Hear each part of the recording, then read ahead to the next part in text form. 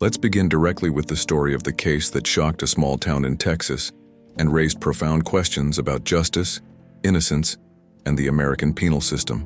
It was a typical autumn night in Amarillo, Texas, on October 31st, 1981. Halloween was in the air, with children running through the streets dressed as ghosts, witches, and monsters, carrying bags full of candy.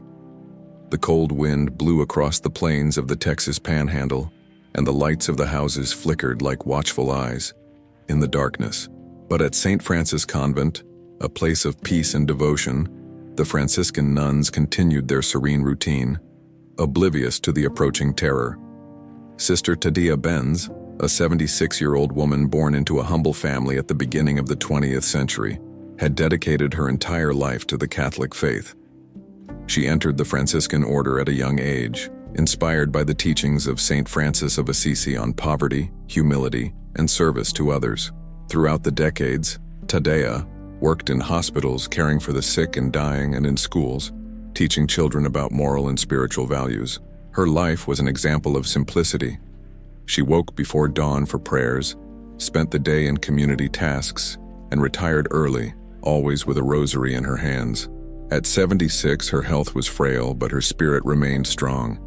She lived in a modest room in the convent, with white walls adorned with a wooden crucifix, a small statue of the Virgin Mary, and a narrow bed covered with white sheets. That night, as usual, she went to bed around 9 p.m. After praying the rosary and reflecting on the day. The convent, built at the beginning of the century, was an old, red brick building, surrounded by a simple garden where the nuns cultivated flowers and herbs. The doors were not locked with modern keys. They trusted in divine providence and the tranquility of the neighborhood. Amarillo, with its population of around 150,000 at the time, was known for its cattle ranches, oil, industries, and a conservative community where the Catholic Church had deep roots among European immigrants. No one imagined that such a heinous crime could occur there, in a sacred place. But fate had something dark in store. During the early hours of the morning, between midnight and 3 a.m., an intruder broke into the convent. He must have climbed through a low window or forced a side door, moving like a shadow through the darkness. The hallway echoed only with the silence of nightly prayers, and the other nuns slept soundly in their rooms. The murderer found Tadea Benz's room, where she rested peacefully.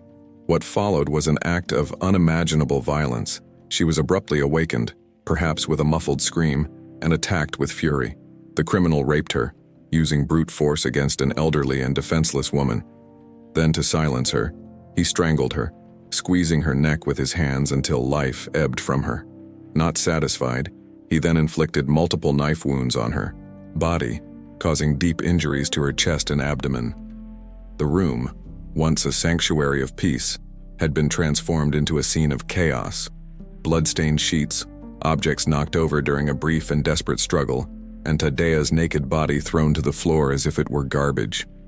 The killer fled along the same route, leaving behind vague footprints and evidence that the police would later collect. The following morning, the sun rose over Amarillo, but in the convent, the day began with horror. Around 7 a.m., the nuns gathered for morning prayer in the chapel. Noticing the absence of Tadea, who was punctual as clockwork, two sisters went to her room. They knocked on the door. No answer. Worried, they entered and were confronted with the terrifying sight. One of them screamed, alerting the others, and panic ensued. They covered the body with a sheet and immediately called the police. The first officers to arrive, veterans of the local force, were shocked by the brutality. "We've never seen anything like this in a convent," one of them later testified. The crime scene was cordoned off. Photographers recorded every detail. Experts collected blood samples, strands of hair, fingerprints on surfaces like the doorknob and the window, and even possible fibers from the intruder's clothing. The coroner confirmed the cause of death: asphyxiation by strangulation, with the stabbings occurring post-mortem, as an act of rage or to ensure eternal silence. What made this crime even more disturbing was its similarity to another recent murder in the city. Just 3 months earlier, in July 1981, an 80-year-old woman named Narnie Bryson was found dead in her modest home a few kilometers away. She too had been raped, strangled, and stabbed during the night. The victims were similar: elderly women living alone or in vulnerable environments, attacked in an identical manner. The police whispered about a possible serial killer, but the public pressure to solve the nun's case was immense.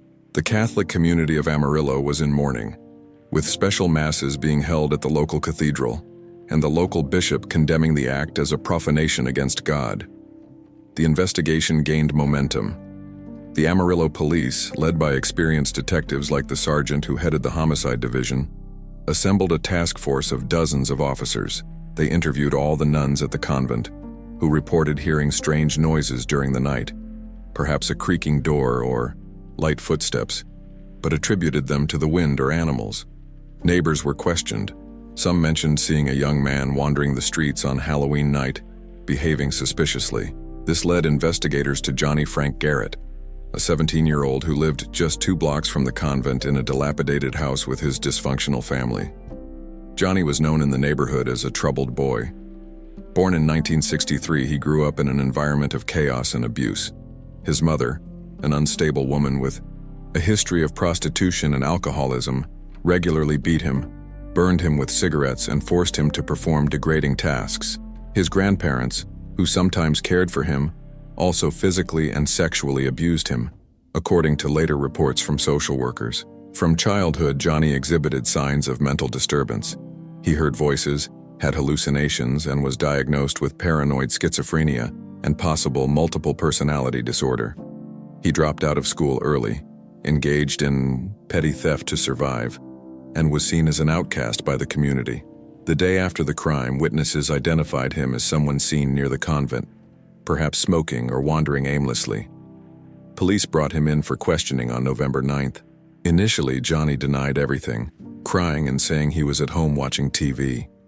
But detectives, pressed for time and media attention, subjected him to hours of intense questioning, without a lawyer present, which would later be contested as a violation of rights.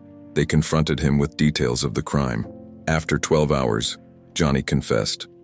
He described how he broke into the convent looking for money or valuables, found the nun asleep, sexually assaulted her in a fit of rage, and then killed her to avoid being identified. He mentioned specific details such as the color of the sheets and the position of the crucifix, which supposedly only the murderer would know. However, later defense lawyers argued that these details were suggested by police officers during interrogation, and that Johnny, with his low IQ, estimated at 70, and suggestibility due to mental disorders, simply repeated what he heard to end the pressure. Physical evidence reinforced the accusation. Partial fingerprints matching his were found on the window, and a strand of hair in the room matched his type. Eyewitnesses placed him at the scene, although some were vague. On November 10th, Johnny was arrested and charged with capital murder. The news spread like wildfire. Local newspapers like the Amarillo Globe News ran sensational headlines, calling him the Halloween monster, while the church held vigils for Tadea's soul. The trial of Johnny Frank Garrett began in February 1982 in the Potter County Courthouse in Amarillo. The judge presided over a room packed with reporters, family members of the victims, and curious onlookers. The prosecution, led by an experienced prosecutor, painted Johnny as a calculating predator. They presented the corded confession, witnesses who saw him near the convent, and forensic experts who linked the evidence to the accused. A nun testified about the horror of the discovery, weeping in the witness box. The defense, represented by a state-appointed attorney with limited resources, attempted to argue insanity. They called psychiatrists who diagnosed Johnny with severe schizophrenia, saying he couldn't distinguish reality from fantasy and that his confession was invalid. Accounts of his childhood were detailed. Abuses that included being locked in closets for days, being beaten with belts, and being sexually abused by relatives. A social worker testified that Johnny was briefly institutionalized at age 12 for self-destructive behavior. Despite this, the jury, composed of conservative citizens from Texas where the death penalty was popular, deliberated for only 4 hours before declaring him guilty.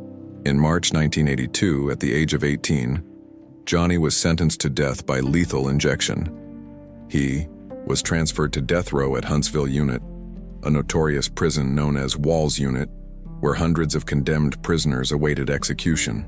There, Johnny spent the next 10 years in a small cell, reading the Bible. Ironically, he converted to Catholicism in prison and appealing the sentence.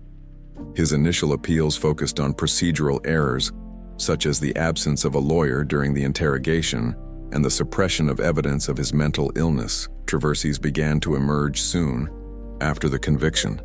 Human rights advocates, such as Amnesty International, questioned the validity of the confession, citing similar cases where defendants with mental disabilities were coerced. The similarity to the murder of Narnie Bryson was striking. Both crimes involved nighttime entry, rape, strangulation, and stabbings, but the police never linked Johnny to the first crime, which remained unsolved. Independent investigators suggested that the real killer might be a local serial killer, perhaps a man named James Harry Reyes, who was later investigated for similar crimes, although never convicted of those. In 1989, an appeal reached the Texas Supreme Court, arguing that the jury had not adequately considered insanity. It was denied. In 1991, another federal appeal alleged violation of constitutional rights, but it was rejected. As the execution date approached in February 1992, the case gained global attention. Pope John Paul II, known for his opposition to the death penalty, sent a personal letter to Governor Ann Richards, pleading for clemency in the name of Christian mercy. "Life is sacred, even for the guilty," the Pope wrote. Catholic bishops in Texas issued a collective statement lamenting Tadea's death but condemning the execution, saying the state should not kill in the name of justice, especially when there is doubt about guilt. Activist groups organized protests outside the prison, with signs saying "Justice for Johnny" and "Stop the Killing Machine." Inside prison, Johnny wrote letters asserting his innocence, saying the voices in his head confused him, but that he did not kill the nun. His last-minute lawyers presented new evidence. Witnesses who retracted their sightings and questionable forensic tests, since DNA testing was not advanced at the time. The preserved semen samples from the crime scene could be tested today, but at the time were considered inconclusive. Ann Richards, a Democratic governor, denied clemency after review, citing the brutality of the crime. The case inspired documentaries such as The Last Word, 2008, which interviews family members and lawyers, arguing that Johnny was a scapegoat to appease the community. And in 2016, the horror film Johnny Frank Garrett's Last Word turned the story into fiction, where Johnny, before dying, curses everyone involved: prosecutors, judges, police officers, and mysterious deaths follow. Although fictional, the film highlights the folklore surrounding the case, with rumors of a curse persisting in Amarillo, where some swear that participants in the trial suffered strange accidents. On February 11, 1992, under a gray Texas sky, Johnny Frank Garrett, now 28 years old, was led to the execution chamber in Huntsville. He calmly walked, handcuffed, to the gurney where he would be injected. His last words were recorded: "I want to thank my family for their love and support. I love them. To the world that condemned me, I say, may God have mercy on you." He did not admit guilt, maintaining his innocence until the end. The lethal injection, a mixture of sedatives and paralytics, was administered at 12:17 a.m., and he was pronounced dead minutes later. Outside the prison, demonstrators sang hymns, while Tadea's family prayed silently. The legacy of this case is vast and painful. Tadea Benz is remembered as a martyr, with a plaque in the convent honoring her life of service. Annual masses are held in her memory, and she symbolizes the vulnerability of the elderly and violated sanctity. For Johnny, the debate about innocence continues. Groups like the Innocence Project cite his case as an example of wrongful convictions in Texas, where more than 190 people have been exonerated since the 1980s, many due to forensic errors or false confessions. The state has executed more than 500 people since reinstating the death penalty in 1976, and critics argue that errors like this tarnish the system.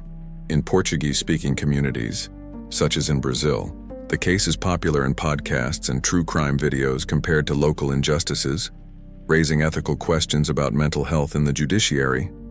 Was justice served, or a double tragedy, the death of an innocent person and the execution of another? Doubts persist, echoing like the voices Johnny said he heard. And so ends this dark story. leaving us to reflect on the limits of human law.